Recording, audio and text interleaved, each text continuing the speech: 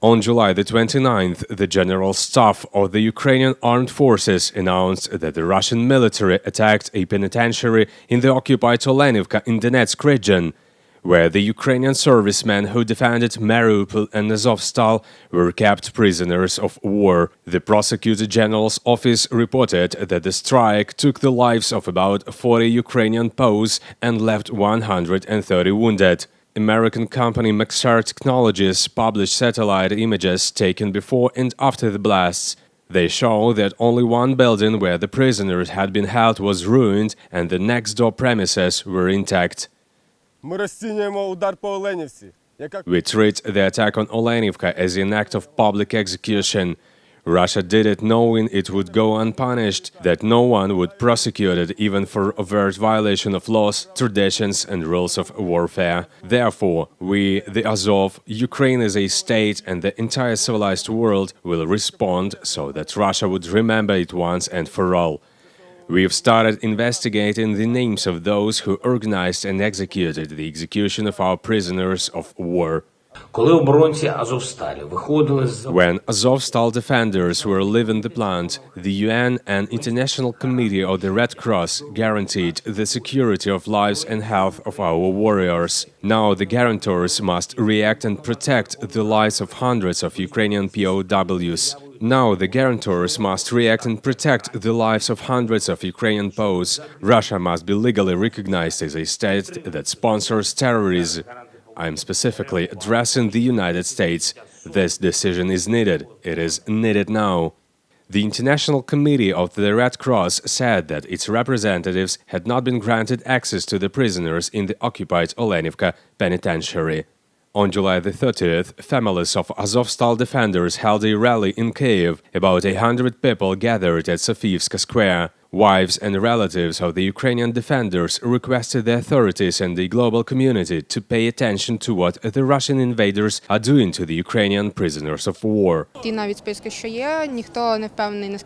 No one is sure how true even the available lists are, and we are all very worried because a husband of any of us can be there. That's why we just came to show, well, at least I came with this goal, to show our dissatisfaction with the Red Cross and UN, which provided guarantees, and in reality we see what happened.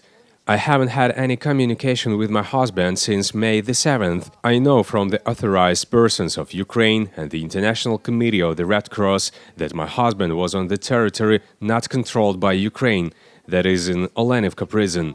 That's why I don't know how I can go on as before. I had some kind of resilience and hoped he would come back. The most important is that he was not in Azovstal, and due to this situation, who knows what will happen tonight. On July the 30th night, the Russian army shelled one of the bedroom communities in Mykolaiv, said Vitaly Kim, the head of the Mykolaiv Regional Military Administration. Buildings in 2 districts of the city were damaged, windows and doors were blasted out and balconies destroyed. According to the military commandant's office, Mykolaiv was shelled from Tornado S multiple launch rocket systems. It is estimated that 1 person was killed and 6 were wounded. On the night of July the 31st, Mykolaiv was heavily barraged. It must have been the most severe shelling in the whole wartime, said city mayor Alexander Sienkiewicz. A number of facilities and residential buildings were damaged. 3 people were injured and 2 perished. It's the Vadaturskyi family. Oleksii Vadaturskyi was the hero of Ukraine and CEO of Nibulon Agricultural Company. Mikhailo Podolyak, advisor to the President's Office chairman, said, "Death of Oleksii Vadaturskyi was no coincidence, but a masterminded and organized assassination. Mr. Vadaturskyi was one of the leading agrarians of the country, a key person in the region and a major employer. A precise missile hit not just in the building, but in a specific part of it, the bedroom, leaves no doubt that the strike was targeted and adjusted. 8 fires broke out in Mykolaiv as a result of shellings. The rescuers extinguished the fire in 2 garages, 3 utility buildings, 1 adjacent structure to a residential house, a notary office and dry grass, according to the State Emergency Service of Ukraine. On August the 1st night, the Russian troops barraged Mykolaiv again. Heavy blasts were heard in a few districts. The shelling hit infrastructure facilities, residential buildings and healthcare institutions, reported the Mykolaiv Regional Military Administration. As of 9:50, the firefighters said they had stopped the fire on the rooftop of a two-story medical health center. The fire area was 150 square meters. Hits of shells and their fragments also brought about fire in a detached house on the area of 15 square meters. On the night of July the 30th, the Russian Federation shelled Kharkiv with missiles twice. 4 explosions were heard around 2:30, one more at 3:59. According to Igor Terehov, Kharkiv mayor, the Russians hit an educational institution in the Slobodski district during the first rocket attack. A fire broke out in the institution. The 3-story building of the educational institution was partially destroyed, the rescuer said in a statement. On the morning of July the 31st, Russian rockets partially destroyed a car service center and the printing house in Nemyshlansky district of Kharkiv. Production and warehouse building, roof, 3rd and 4th floors are partially destroyed. After the impact, a fire broke out in the building, the regional office of the State Emergency Service reported. Rescuers extinguished 8 fires that arose as a result of shelling during the day. Ecosystems, outbuildings, a production and warehouse buildings, and a wheat field burned. The printing house, which was destroyed, produced textbooks for the whole of Ukraine, but now its work has been suspended. Oleksii Vadaturskyi, the head of Kharkiv Regional Military Administration, announced that on the morning of August the 1st, the Russian military struck Saltivsky district of Kharkiv. According to preliminary data, the shelling was carried out from the Uragan multiple rocket launcher system. According to him, men aged 30 and 72 were injured. The last one died in hospital. One Russian projectile hit near a public transport stop around 7:10 a.m., Igor Terehov, Kharkiv mayor, said. The second projectile hit the yard of the multi-story residential building. Cars are also damaged there. Serhiy Bolvinov, the head of Kharkiv Regional Police Investigative Department, said that investigators discovered a 220 mm gas generator of the Uragan multiple rocket launcher system on the spot. According to Kharkiv Regional Prosecutor's Office, on July the 31st at around 4 a.m., Russian soldiers fired at the village of Butivka, Chuhuivskyi district. As a result of the attack, the building of the farm were damaged. The prosecutor's office is investigating the shelling as a violation of the laws and customs of war. As reported by the police of Kharkiv region, 2 rockets hit the territory of the farm. The weighing room was destroyed and 2 adjacent buildings were damaged. There were no injuries, the report informed. Valentin Reznichenko, the head of Dnipropetrovsk Regional Military Administration, said that on the night of July the 30th, Russian troops several times shelled Nikopolsky district of Dnipropetrovsk region from BM-22 Grad.